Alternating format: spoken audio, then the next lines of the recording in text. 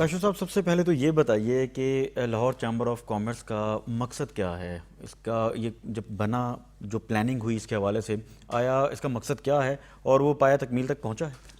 دیکھیں، میں تو نارملی یہ کہتا ہوں کہ تمام چیمبرز کا جو بنیادی مقصد ہے وہ کمیونٹی کی آواز کو اٹھانا، ٹھیک ہے۔ اسٹیٹ تک پہنچانا، کیونکہ اس سے بہتر پلیٹ فارم کوئی نہیں ہوتا جو عوام کی آواز کو اٹھا سکے۔ اور جو سب سے بڑا ایشو اور کنسرنز ہمارے چیمبرز فیس کرتے ہیں وہ اکانومی سے ریلیٹڈ، بالکل۔ ٹیکسیشن سے ریلیٹڈ۔ ہمارا کام یہ ہے کہ ہم گورنمنٹ کو ایسے پرپوزلز دیں جس کی وجہ سے ہمارا ٹیکس بیس بڑھ سکے، آسانیاں پیدا ہوں، لوگ انڈسٹریاں لگائیں یہاں پر، روزگار پیدا ہوں۔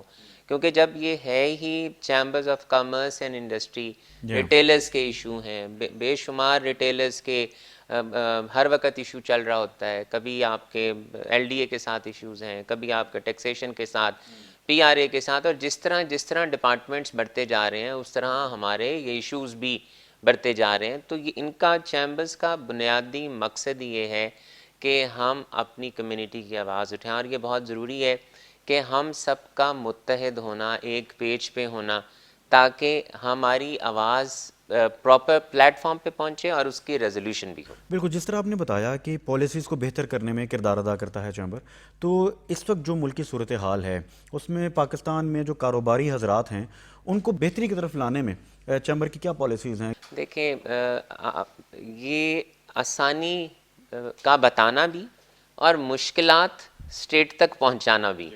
اب اگر ہم یہ کہیں کہ گورنمنٹ اتنے بڑے سیلز ٹیکس کے ریٹ کے ساتھ، اتنی بڑی بجلی کی کاسٹ کے ساتھ، کیونکہ پچھلے دنوں بھی جو پرائم منسٹر کا ریلیف پیکج تھا انڈسٹری کے لیے، وہ بجلی کے بلوں کے اوپر سے ختم کر دیا گیا ہے، تو اس کا یہ مطلب ہے کہ ہماری جو کاسٹ ہے وہ اور بڑھ گئی ہے۔ اب اس آواز کو اٹھانا، آسانی مانگنا، ٹیکسیشن کے ایشوز کو مانگنا کہ ہم ایس ایم ای کو زیادہ سے زیادہ فروغ دیں۔ اتنے بڑے انٹرسٹ ریٹ کے اوپر آپ کام نہیں کر سکتے، آپ بینک سے پیسہ نہیں مانگ سکتے۔ کچھ عرصہ پہلے تک آپ کی ایل سیز نہیں کھل رہی تھیں، ان ایشوز کو بتانا۔ ٹھیک ہے، سرکار کو پتہ ہوتا ہے ایشوز کا، لیکن یہ بہت ضروری ہوتا ہے کہ آپ ان کو بار بار ان کے دروازے پہ نوک کریں۔